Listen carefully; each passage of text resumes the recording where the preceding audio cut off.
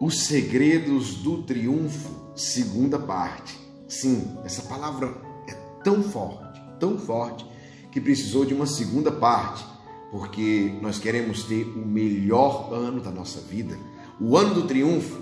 Então, hoje eu vou falar para vocês mais 3 segredos para triunfar dentro da palavra de Deus, e essa é a 6ª palavra, são somente 8 palavras dessa série que está levantando dezenas de milhares de vencedores. E hoje essa palavra vai te levantar também, tá bom? Vamos lá, deixa o teu like, se inscreve no canal, ativa o sininho. Se essa palavra fizer sentido para você, compartilhe com seus amigos e grupos no WhatsApp.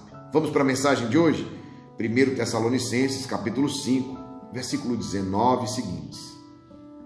Não apagueis o espírito, não desprezeis as profecias, mas examinai tudo e guardai o que for bom. Afastai-vos de toda espécie de maldade. Que o próprio Deus da paz vos santifique totalmente, que tudo aquilo que sois, espírito, alma, corpo, seja conservado sem mancha alguma para a vinda de nosso Senhor Jesus Cristo. Aquele que vos chamou é fiel. Ele mesmo realizará isso. Palavra do Senhor. Graças a Deus. Primeiro, são só 3 pontos. Primeiro ponto, não apagueis o espírito e não desprezeis as profecias. Meu irmão, minha irmã, eu falava para vocês o seguinte, na mensagem anterior, se você não assistiu, você precisa assistir a primeira parte, né? Os segredos do triunfo, parte 1. Para triunfar, eu preciso gastar muita energia. Eu comecei falando isso na outra palavra. Mas a grande questão que eu pergunto hoje é como reabastecer? Porque se nós gastamos energia, se nós gastamos combustível, o combustível apaga, a energia se acaba. E aí, como reabastecer? Porque quanto mais eu consumo mais energia, mais eu preciso ser reabastecido. Quanto mais eu decolo alto, quanto mais eu voo, quanto mais eu avanço, mais energia eu gasto, sabe? Então, sozinho é muito difícil. Sozinho é difícil. Eu não posso. Só com o Espírito Santo de Deus, que o Espírito Santo de Deus é o quê? A força de Deus em nós. Então nós temos uma necessidade espiritual, que é o Espírito Santo. Ou seja, é a força, o motor, o combustível, aquele que nos impulsiona, que reabastece, que renova. Vocês já ouviram aquela palavra que diz assim, os que confiam no Senhor renovam as suas forças. Eles voam como águia, correm sem se cansar, caminham sem se fatigar. Então, é porque eles têm o quê? O Espírito Santo de Deus. É interessante que, talvez ao ouvir essa palavra, você pergunte assim, mas como é que pode não apagar o Espírito? Será que alguém pode apagar o Espírito? Entenda que os primeiros cristãos, eles sempre se referiram ao Espírito Santo usando a figura do fogo. Por causa de Pentecostes, lá em Atos 2, versículo 3, que diz assim, e apareceram entre eles línguas como de fogo, e pousou uma sobre cada um deles, e todos ficaram cheios do Espírito Santo. Então, sendo assim, nós podemos inicialmente entender que a ideia do Espírito Santo, especialmente para os primeiros cristãos, é o quê? É um fogo aceso, uma chama vigorosa, queimando fortemente, uma brasa viva, fogo alto mesmo.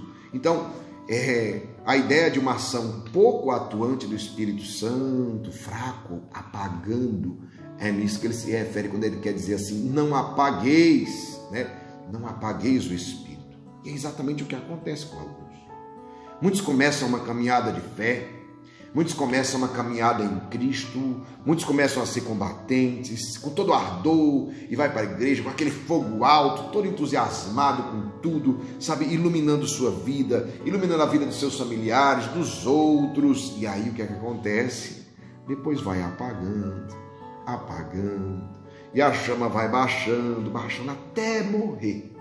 A chama tinha tudo para ser mais que vencedor, tinha tudo para chegar à terra prometida como Josué e seus companheiros, tinha tudo, mas preferiu voltar para a prisão do Egito para comer as cebolas do Egito. Ei, meu irmão, será que você é um desses que preferiu voltar para a escravidão para comer as cebolas do Egito? Você tinha tudo para entrar na terra prometida, para conquistá-la. Você tinha tudo para ser mais que vencedor, mas a chama apagou a ação do Espírito Santo em sua vida. Meu irmão, na 4ª palavra, porque tem uma playlist aqui com esse desafio, são 8 palavras, hoje é a 6ª. A quarta palavra desse desafio, ela traz o título: a promessa vai se cumprir. Mas para que isso aconteça, eu não posso desprezar as profecias.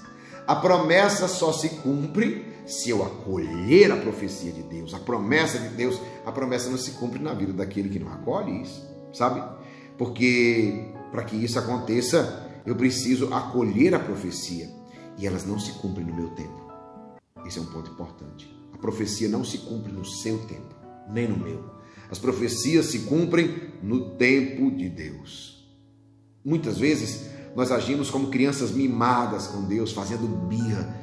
Eu vejo muita gente que age, sabe, às vezes foi educado ou mimado e faz birra com o pai, com a mãe, e acabou fazendo isso com Deus também. Gente adulta, aí diz assim: se não for do meu jeito eu não quero mais. Se não for no meu tempo eu não quero mais.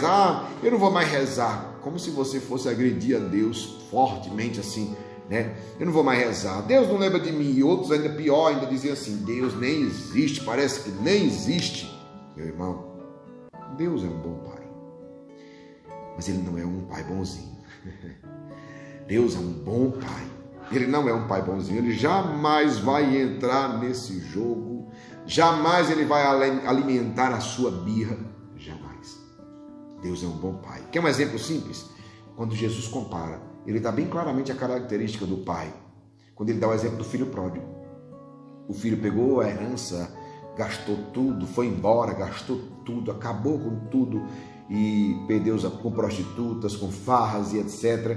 E aí depois ele foi comer a comida dos porcos e sentiu falta do pai. Os funcionários do meu pai comem melhor do que eu. Ele voltou para pedir ao pai para ser somente um servo. Perceba uma coisa. O pai nunca deu um passo para ir buscar o filho. Ele nunca deu um passo a procurar: será que meu filho está bem no coração? Sim, ele estava preocupado. Mas ele não foi lá.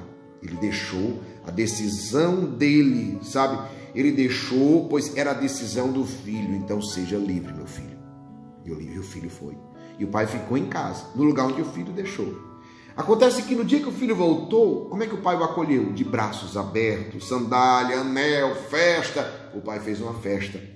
É assim que Deus age conosco. Ele nos deixa livres para irmos e também para voltarmos. Na hora que você voltar, o pai faz uma festa. Que bom, seja bem-vindo. Mas também ele te deixa livre para ir. O fato é que o filho, longe do pai, gastou tudo e passou fome, muita humilhação. Sabe, se você realmente quer triunfar, não deixe a chama se apagar. Até rimou, né? Se você quer realmente triunfar, não deixe a chama se apagar. Não se afaste do pai. Não se afaste de Deus. Sabe, fogo alto sempre. Repito, fogo alto sempre. É isso. Segundo ponto. Esse foi o primeiro. Fogo alto sempre. Segundo, seja livre. Examinai tudo e guardai o que for bom. Olha o que a palavra diz, versículo 21. Examinai tudo e guardai o que for bom. Meu irmão, parece sempre mais fácil proibir. Não leia, não faça, não examine, não olhe isso. É uma forma de economizar tempo e energia que muitos fazem, sabe? É um autoritarismo que muitos religiosos utilizam, que tem como base o medo. Faz medo. Muitos pais também utilizam, faz medo. Depois que passa o medo, as pessoas acabam fazendo aquilo que você proibiu, sabe? Em pouco tempo isso perde a eficácia, seja de pessoas religiosas, seja do filho que vai crescendo, depois perde o medo e aquilo que você dizia não, não, não, ele começa a fazer sim, sim, sim. Então, Deus age diferente. Deus não age como a gente. Deus nos manda exatamente examinar livremente. Examine tudo. Só que São Paulo deixa uma recomendação muito clara: guardar, reter somente o que é bom. Atenção nesse ponto. Uma dica e um critério muito bom a ser utilizado se você quer ter o melhor ano da sua vida, se você quer triunfar, é o quê? É fazer essa pergunta: o que Jesus faria em meu lugar? Será que isso é para mim? Se for para Jesus, é para você. Ou ainda, Jesus faria desse jeito? Jesus faria assim? Se Jesus faria, você também pode fazer. Com certeza, você vai ver que é bom. Aquilo que era para Jesus, ou aquilo que Jesus faria, é o bom. Então você fica muito claro de entender. Examinar tudo, mas guarde somente o que é bom. E aí vem o último ponto de hoje. Atenção agora, o final dessa palavra. Vamos lá. O último segredo para triunfar: afastai-vos de toda espécie de maldade. Que o próprio Deus da paz vos santifique totalmente. Olha, afastai-vos de toda espécie de maldade. Esse é o ponto essencial. Se afaste do mal. Para triunfar verdadeiramente é preciso criar esse movimento. Que movimento é? Você viu o que era o primeiro, guarde o que é bom. E agora ele diz, afaste o que é mal. Preste atenção que esses dois segredos são poderosos se você quiser triunfar e ter o melhor ano da sua vida. É um movimento. Aproximação, né? E afastamento. Guardar o que é bom, se aproximar do bem, das coisas e pessoas boas e do bem. Atenção, sabe uma coisa interessante? Ser amigo dos amigos de Deus. Quanto mais você se aproxima de coisas boas, de lugares bons, de coisas e objetos, sabe?